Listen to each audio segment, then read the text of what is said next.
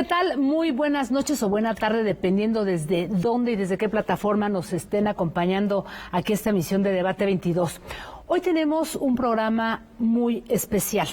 A propósito de lo que ha ocurrido con este 8M, pero sobre todo a partir de lo que viene ocurriendo desde hace algunos años con este gran movimiento feminista, con esta ola, con esta revolución que es horizontal, que es diversa, que es plural y en el que caben mujeres de todas clases sociales, de diversas profesiones y de diversos oficios.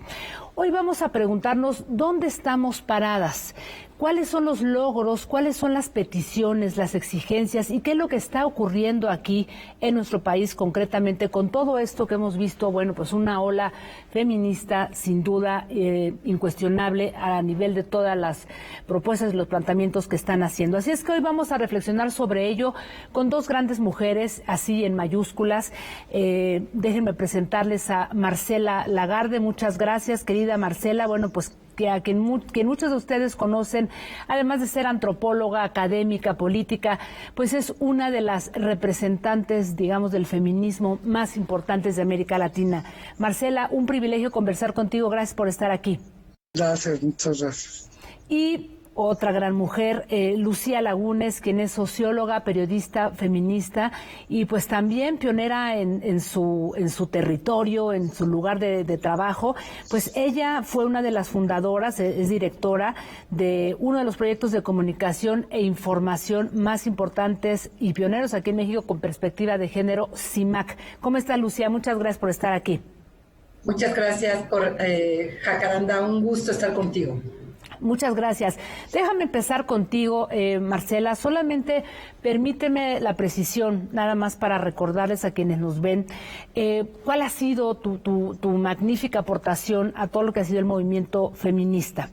Hay que decirlo que cuando tú fuiste legisladora, de alguna manera pusiste en la agenda la discusión el término del feminicidio, se acuñó aquí en México a propósito de todo lo que estábamos viendo con las mujeres que eran asesinadas en Ciudad Juárez. Luego participaste también como perita, o sea, hiciste todos los peritajes con las víctimas de lo que conocimos como campo algodonero. Así es que con todo el trabajo recorrido que llevas, Marcela, yo quisiera preguntarte, a casi una década, ¿dónde crees que estamos? ¿Qué es lo que tú ves a propósito de lo que viene ocurriendo de hace algunos años a nivel internacional? Marcela. Bueno, nos está tocando vivir intensamente una llamada ola del feminismo que se ha alzado de manera global. Esa es una característica muy importante. El movimiento feminista es local y es internacional, pero además es global y plantea perspectivas de análisis de género con esas dimensiones.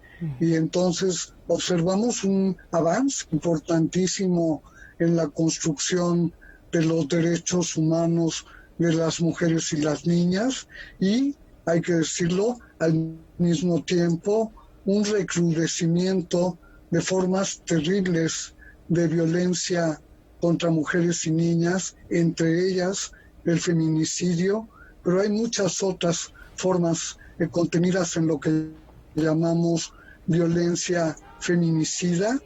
En nuestro país es impresionante ver cómo se trata de procesos a lo largo de años en la vida de las mujeres y las niñas, procesos permanentes de acoso, de hostigamiento, de maltrato, de explotación, de marginación y desde luego todas hemos vivido y seguimos viviendo violencia simbólica y violencia tangible y nos hemos alzado hace más de 2 décadas para enfrentar la violencia, saber sus causas, determinarlas y orientarnos hacia la solución de ese grave problema, que en México, como en el resto del mundo, depende mucho del tipo de sociedad que está estructurada en torno a valores, a relaciones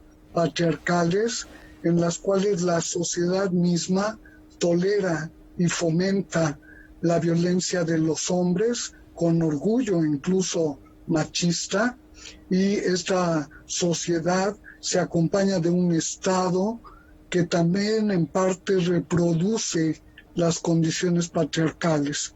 Estamos haciendo una gran reforma democrática del Estado contemporáneo al plantear, entre otras cosas, la igualdad, la formación económico-social sustentada por mujeres y por hombres en condiciones desiguales, sin la consideración a las mujeres de nuestra condición de sujetos legales, políticos, sujetos de la historia.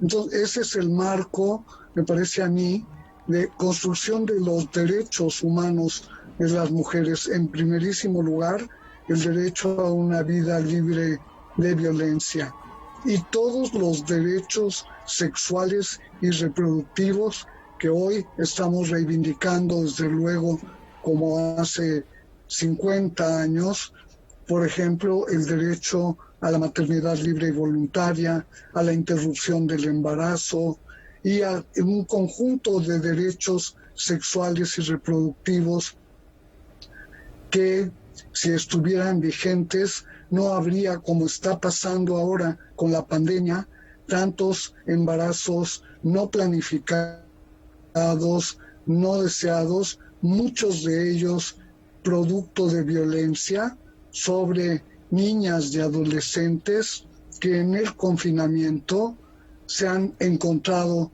con sus agresores y desde luego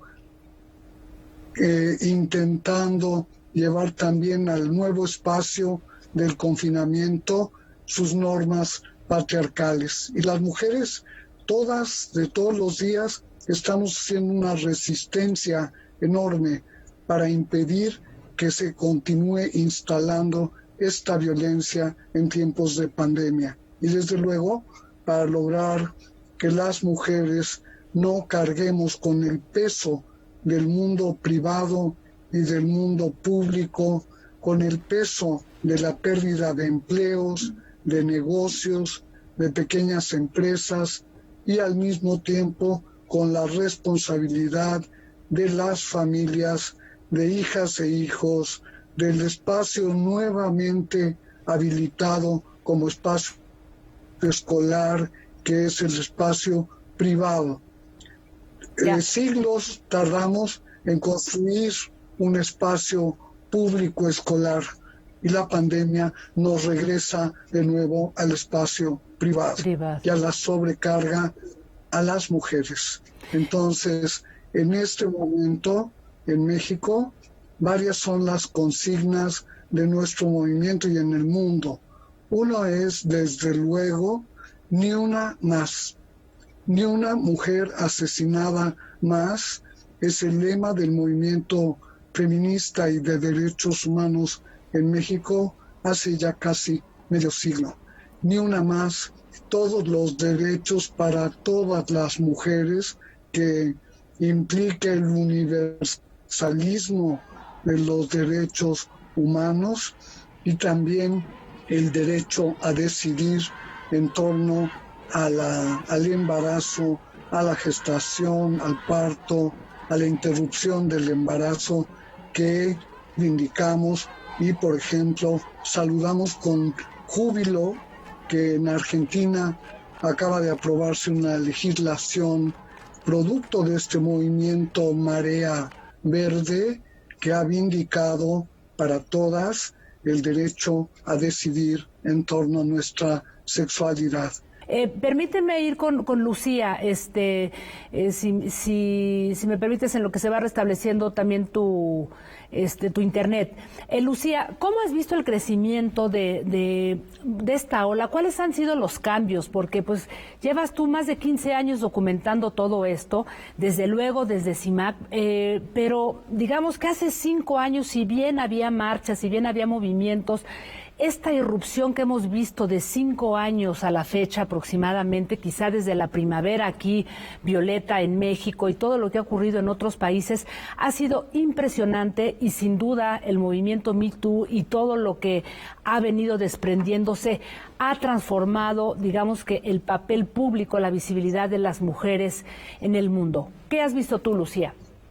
Pues yo te diría que sí, efectivamente lo que hoy vemos es la herencia de esta semilla que sembró el feminismo desde hace años. Muchas jóvenes que hoy están en el movimiento feminista, que han llenado las calles, las avenidas, las que marcharon este 8 de marzo y las que han estado en otras manifestaciones, son las jóvenes que han abrevado del feminismo dentro de las escuelas, dentro de los círculos escolares, pero también fuera. El feminismo es una forma de vida para ellas, es una enseñanza, y han tomado las calles con esta legitimidad que saben de que es un espacio donde ellas puedan estar para precisamente hacer oír sus voces y sus reclamos y sus exigencias como ciudadanas plenas. Y creo que otro de los grandes cambios también que estamos viendo tiene que ver dentro de los medios de comunicación.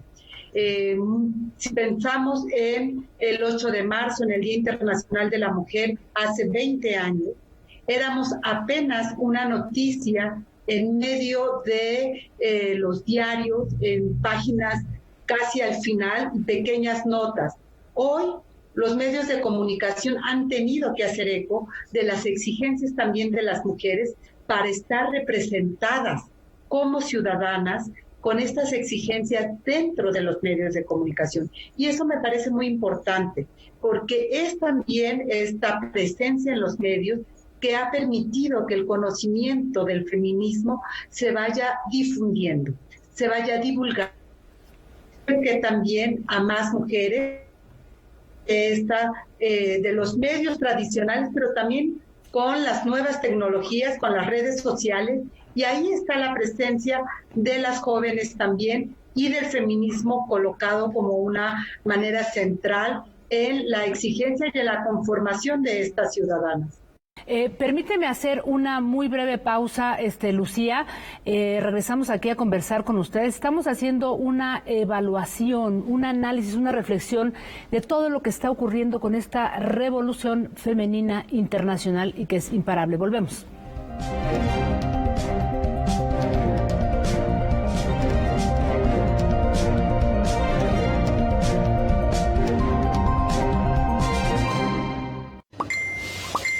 ¿Será verdad?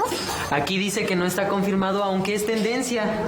Pues tiene muchos me gusta la persona que lo publicó. Ay, ¿y eso qué? Hay muchas noticias falsas. ¿O exageradas? Eso sí, abuela. Yo siempre busco más información en otros lugares y comparo fuentes. No como mi compadre, que siempre publica cosas sin checar. Verifica y participa de manera informada. Contra la desinformación, contamos todas, contamos todos. INE UNESCO. Tiene tanto poder que aunque tu candidata o candidato no gane, igual cuenta. En el frente están las candidaturas de mayoría relativa. Detrás, las candidaturas de representación proporcional. Cuando marcas la candidatura de tu preferencia, también estás votando por la lista de representación proporcional del partido que elegiste. Y si tu candidato o candidata no gana, tu voto sigue contando para elegir a quienes integrarán la Cámara por representación proporcional. El 6 de junio el voto sale y vale. INE. Ya es tiempo, todos somos mexicanos. Vamos a dejar de atacarnos. Que los de arriba y los de abajo. Que los de izquierda, que los de derecha. Ya basta. Todos necesitamos a los empresarios. Y a los obreros, a los comerciantes, necesitamos a los trabajadores, necesitamos a los taxistas. Y a camioneros, a los maestros, a las amas de casa. Te necesitamos a ti. Basta de pelear y estar desunidos. Somos Elige. Acércate a www.partidoelige.org.mx. Mensaje dirigido a simpatizantes y afiliados del partido. En el PES cabemos todos. En este 2021 demostremos que otra política es posible. La política de la paz, reconciliación y la solidaridad. En nuestra casa, que es la casa de todas y todos los mexicanos, entendemos las carencias y sabemos de las dificultades económicas que todos tenemos. Por eso queremos ser solidarios. En el PES creemos que el transporte debe de ser gratuito para los estudiantes de todo México. Partido Encuentro Solidario, la casa de todos.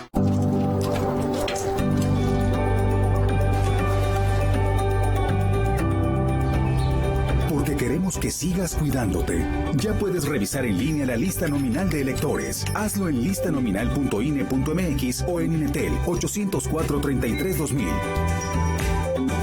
Tienes hasta el 10 de abril. Y si no estás en la lista nominal, pide una rectificación para que te incluyan. El 6 de junio, el voto sale y vale. INE. Cuando llegó la hora de luchar por la libertad y hacer que México siguiera adelante, ninguna de ellas, ninguno de ellos se echó para atrás. Con las medidas sanitarias pertinentes, sal y elige a quienes ocuparán los más de 21,000 cargos de elección popular. Para eso, debes recoger la INE que tramitaste o actualizaste. El último día es el 10 de abril. No lo dejes para el último. Si no la recoges, no podrás votar en las elecciones más grandes de la historia. El 6 de junio, el voto sale y vale. INE.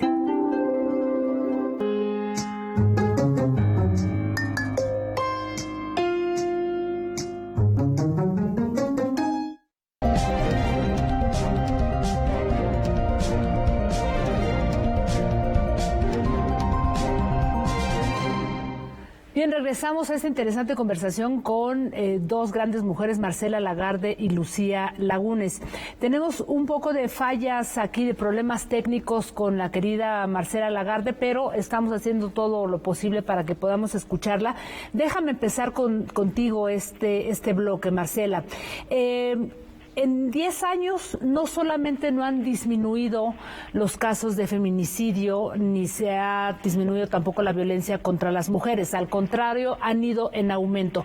Y hay voces que señalan que todo esto de alguna manera se desprende sí de una militarización del país, la guerra absurda contra el narcotráfico, pero también, como lo ha señalado últimamente el presidente Andrés Manuel López Obrador, señala que todo esto se desprende de una serie de desigualdades socioeconómicas.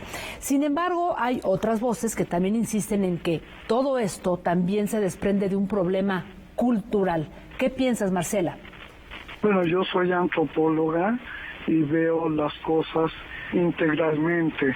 Me parece que la pregunta no es si es algo cultural o si es algo social. Más bien tenemos que entender que las violencias se gestan, se incuban, se alientan, se invierte mucho dinero en las violencias y se instalan. Y tenemos en nuestro país procesos largos de instalación de diversas violencias, pero desde luego la violencia contra mujeres y niñas atraviesa todo el medio siglo XX y el XXI. Es una violencia estructural que reproduce a las mujeres en condiciones de desigualdad, con los hombres en condiciones supremacistas terribles.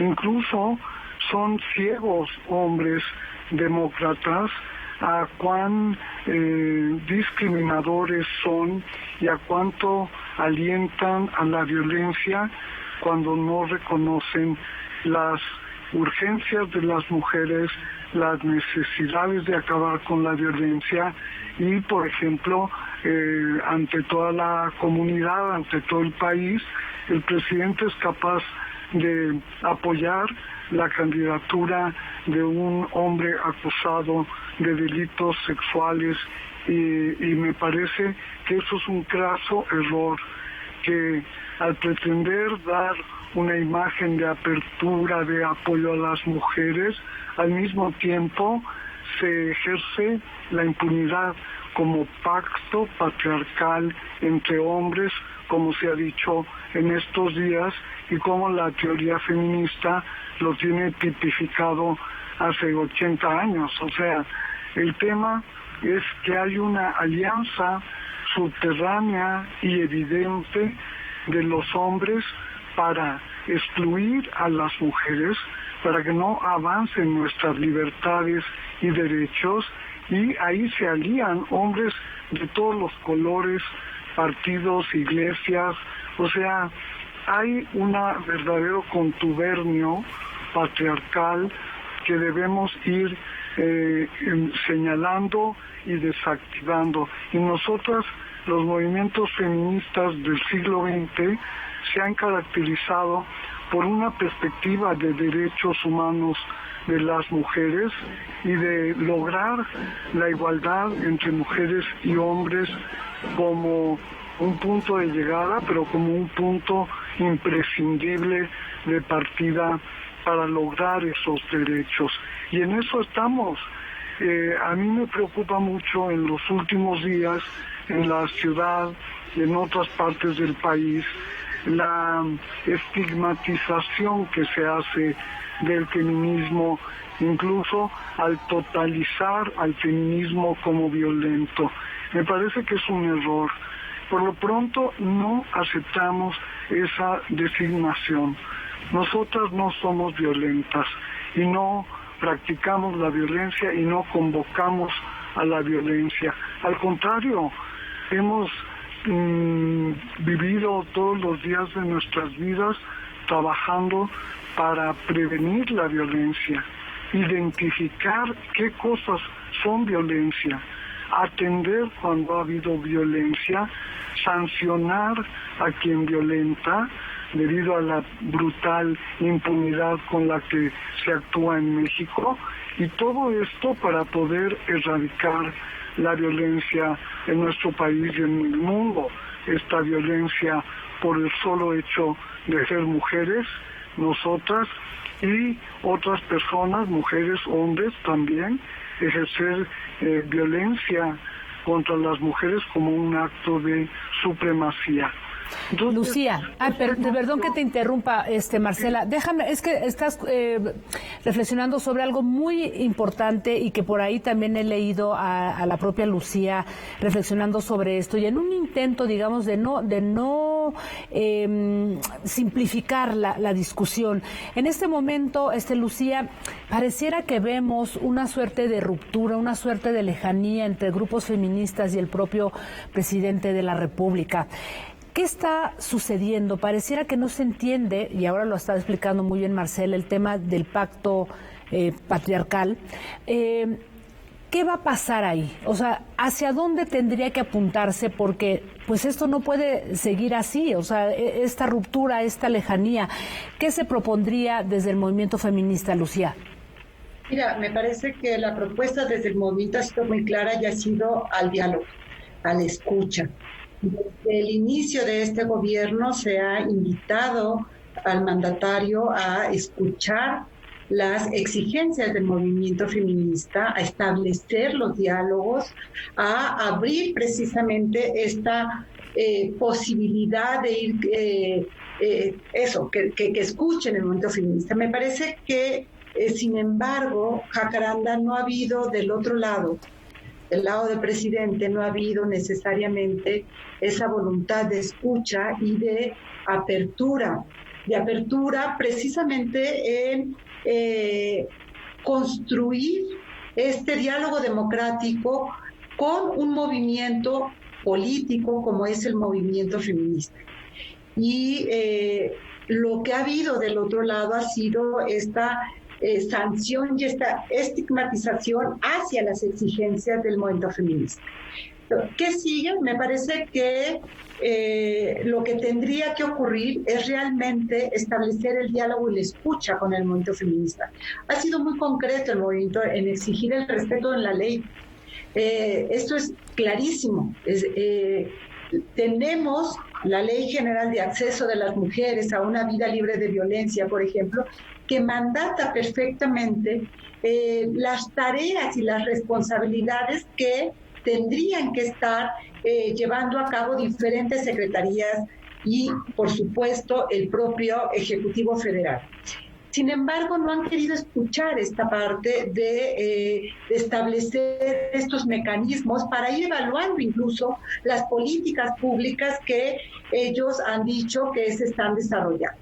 qué tanto estos programas como Jóvenes Construyendo el Futuro están impactando realmente en la transformación de las condiciones de desigualdad de estas mujeres que están recibiendo esos recursos. ¿Qué tanto se está abonando precisamente para desterrar estas condiciones de desigualdad que son precisamente esta parte estructural que sigue manteniendo a las mujeres en estas terribles condiciones de pobreza, de violencia, que ha sido uno de los grandes temas? Entonces, me parece que es necesario que haya un verdadero ejercicio democrático de construcción en el diálogo y en la apertura, precisamente. Algo que tiene el movimiento feminista mexicano y en general el movimiento feminista internacional es que ha sido a partir del diálogo que se van construyendo estas propuestas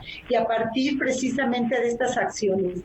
Y es lamentable que no haya precisamente del otro lado esa realmente disposición de escucha en este sentido. Decía, cuando vino el presidente argentino en días pasados, él decía daba una reflexión en el Senado de que era momento de construir en la diferencia y que para ello era muy importante romper con el pensamiento único y escuchar y construir en la diversidad. Y me parece que esa ha sido la propuesta del movimiento feminista desde hace años, desde hace décadas. Construir a través del diálogo, escucharnos para precisamente abonar a esta erradicación de las condiciones desiguales en que vivimos las mujeres y construir estos puentes necesarios para precisamente, pues eso, llevar a cabo la política que de alguna manera está dibujada ya, incluso en las leyes que tenemos en nuestro país y por supuesto en la Constitución.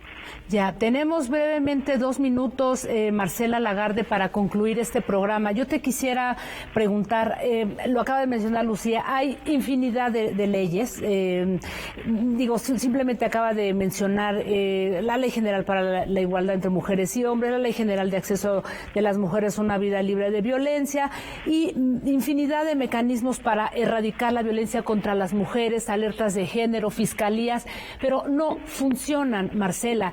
¿Cuál sería una propuesta concreta, tú que tienes un largo andar legislativo y en el activismo? Marcela, adelante. Bueno, pues continuar trabajando porque se cumplan las leyes que ya tenemos, pero estas leyes las tienen que aplicar personas de carne y hueso. Muchas de ellas son profundamente machistas, misóginos, y no tienen una conciencia de igualdad, no profesan un pensamiento democrático, sino que son radicalmente patriarcales y están en las instituciones y hacen resistencia, tortuguismo, simulación.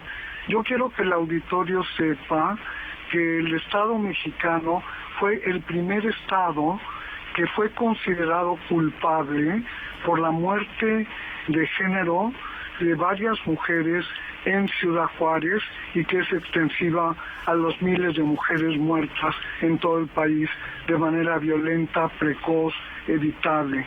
Y la Corte Interamericana de Derechos Humanos sentenció al Estado mexicano y dijo hace unos años, pero es vigente hasta ahora, que el Estado mexicano es culpable por no garantizar la plena vigencia de la seguridad y los derechos humanos de las mujeres. Entonces tenemos que hacer una reforma profunda del Estado. El Estado tiene que modernizarse, actualizarse, democratizarse para poder impulsar políticas democráticas.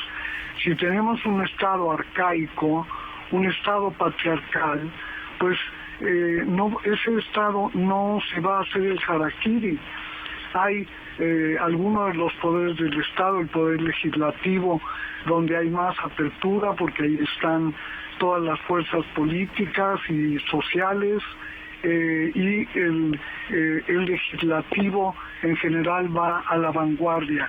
Hoy exigimos que también el Poder Judicial, que haya justicia con perspectiva de género para miles y miles de víctimas. Hay miles de niñas y niños huérfanos por feminicidio y el Estado no ha hecho justicia. Y el punto álgido es que la justicia con perspectiva de género debe ser justa, correctamente justa, y debe conducir a la no repetición de los hechos. Tenemos que llegar ahí. Exigimos justicia y ni una más no nos vamos a cansar de decirlo. Marcela. Sí. Perdóname, pero es que se nos agota el tiempo. Quiero agradecerte y sobre todo este esfuerzo que a pesar de todos los problemas técnicos, bueno, pues pudimos escucharte. Tu voz es muy importante, igual que la de Lucía. A ambas, muchísimas gracias por estas reflexiones y como ustedes pues bien lo acaban de plantear, lo más importante es diálogo, ¿no? Apertura para escuchar y para tratar de construir pues en favor de una vida libre de violencia para todas las mujeres de este país. Muchísimas gracias, Marcela y Lucía. Hasta pronto. Jacaranda, muchas gracias. Gracias y gracias a todas y a todos por habernos acompañado aquí esta emisión de Debate 22. Nos vemos el próximo jueves. Hasta pronto.